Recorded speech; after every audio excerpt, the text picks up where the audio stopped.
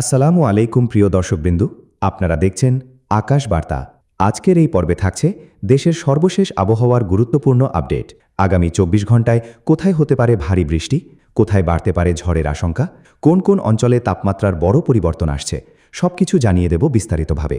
এছাড়াও থাকছে নিম্নচাপ, বজ্রবৃষ্টি, ঘূর্ণিঝড়ের সম্ভাবনা এবং নদীবন্দর ও সমুদ্র বন্দরের সতর্ক সংকেত সম্পর্কিত সর্বশেষ তথ্য। তাই ভিডিওটি শেষ পর্যন্ত দেখুন এবং ভিডিওতে একটা লাইক দিয়ে চ্যানেলটি সাবস্ক্রাইব করে জানতে থাকুন দেশের সর্বশেষ আবহাওয়ার পরিস্থিতি। প্রিয় দর্শক, আজ ২৭ মে ২০২৬ বুধবার। জানিয়ে দিব এখন থেকে পরবর্তী ২৪ ঘন্টার বিস্তারিত আবহাওয়া আপডেট। দেশের বিভিন্ন অঞ্চলে সম্ভাব্য বৃষ্টি, বজ্রপাত, তাপমাত্রার ওঠানামা, কালবৈশাখীর আশঙ্কা এবং সাগরের পরিস্থিতি নিয়ে জানিয়ে দিচ্ছি সর্বশেষ তথ্য। মে মাসের শেষ সপ্তাহ চলছে, আর এই সময়ে প্রকৃতিতে পরিবর্তনের হাওয়া বেশ স্পষ্ট। বাংলাদেশের সামগ্রিক আবহাওয়া পরিস্থিতির দিকে তাকালে দেখা যাচ্ছে আকাশ জুড়ে হালকা মেঘের আনাগোনা থাকলেও বেশিরভাগ এলাকাতেই আজ আবহাওয়া স্বাভাবিক থাকবে। তবে দিনের বেলা সূর্যের তেজ এবং আর্দ্রতার আধিক্যের কারণে ভ্যাপসা গরম অনুভূত হওয়ার সম্ভাবনা রয়েছে।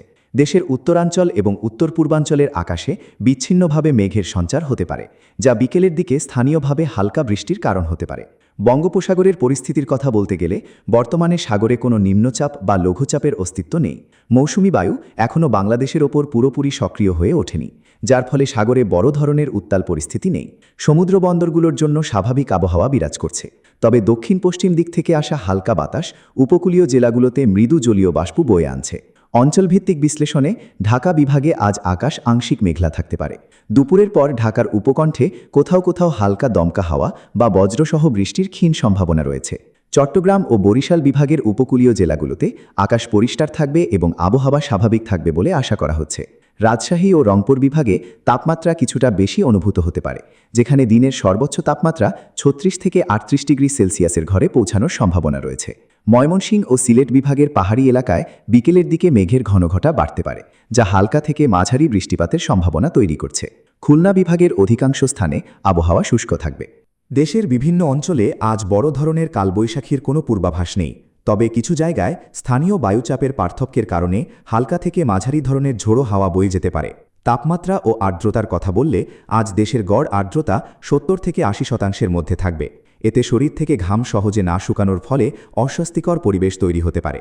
দিনের তাপমাত্রা স্বাভাবিকের তুলনায় কিছুটা বেশি হলেও রাতের তাপমাত্রা কিছুটা সহনীয় পর্যায়ে থাকবে। কৃষকদের জন্য আমাদের বিশেষ পরামর্শ থাকছে। যেহেতু ধান কাটার মৌসুম শেষ পর্যায়ে, তাই যারা শেষ ধাপে খড় বা অন্যান্য ফসল শুকানোর কাজে নিয়োজিত আছেন তারা যেন আকাশের দিকে খেয়াল রাখেন। হঠাৎ বজ্রপাত বা বৃষ্টিপাতের সম্ভাবনা থাকলে দ্রুত ফসল নিরাপদ স্থানে সরিয়ে নেবার প্রস্তুতি রাখুন। এছাড়া গবাদি পশুর স্বাস্থ্যের দিকেও নজর দিন, কারণ অতিরিক্ত আর্দ্রতায় চর্মরোগের প্রাদুর্ভাব বাড়তে পারে। নদীবন্দর ও সমুদ্র বন্দরের জন্য কোনো বিশেষ সতর্কতা সংকেত নেই। দেশের অভ্যন্তরীণ নদীবন্দরগুলোকে স্বাভাবিক সতর্কতার সাথে নৌযান পরিচালনার নির্দেশ দেওয়া হয়েছে। আজ সূর্যোদয় হয়েছে ভোর ৫টা ১০ মিনিটে এবং সূর্যাস্ত হবে সন্ধ্যা ৬টা ৪০ মিনিটে। সব মিলিয়ে আজ আবহাওয়ার সারাংশ হল দেশ জুড়ে মূলত স্বাভাবিক ও স্থিতিশীল আবহাওয়া বজায় থাকবে। তীব্র কোনো তাপপ্রবাহ বা দুর্যোগপূর্ণ আবহাওয়া সৃষ্টির আশঙ্কা নেই। তবে বিকেলের দিকে দেশের কিছু কিছু স্থানে স্থানীয় মেঘ থেকে বৃষ্টি অথবা বজ্রসহ বৃষ্টি হতে পারে, যা সাময়িক স্বস্তি বয়ে আনতে পারে। বিশেষ করে সিলেট ও ময়মনসিংহ অঞ্চলের নিচু এলাকাগুলোতে বৃষ্টির সম্ভাবনা কিছুটা বেশি। শহরের জনজীবন স্বাভাবিক থাকলেও রাস্তায় বের হওয়ার সময় রোদ থেকে বাঁচতে ছাতা বা টুপি ব্যবহারের পরামর্শ দেওয়া হচ্ছে। বিশেষ করে প্রবীণ ও শিশুদের জন্য এই ভ্যাপসা গরমে পর্যাপ্ত পানি পান করা এবং স্বাস্থ্যকর খাবার গ্রহণ করা জরুরি। আমরা নিয়মিত আবহাওয়ার পরিবর্তন পর্যবেক্ষণ করছি এবং যে কোনো তাৎক্ষণিক আপডেট আপনাদের জানাতে প্রতিশ্রুতবদ্ধ। আকাশবার্তার সাথে থাকলে আপনি সর্বদা আপডেটেড থাকতে পারবেন। আপনি কোন জেলা থেকে এই খবরটি দেখছেন নিচে কমেন্টে লিখে জানান। আর প্রতিদিনের নির্ভরযোগ্য ও বিশ্লেষণ ভিত্তিক আবহাওয়ার আপডেট পেতে চ্যানেল আকাশ বার্তা সাবস্ক্রাইব করে রাখুন। সবাই ভালো থাকুন, সচেতন থাকুন। আল্লাহ হাফেজ।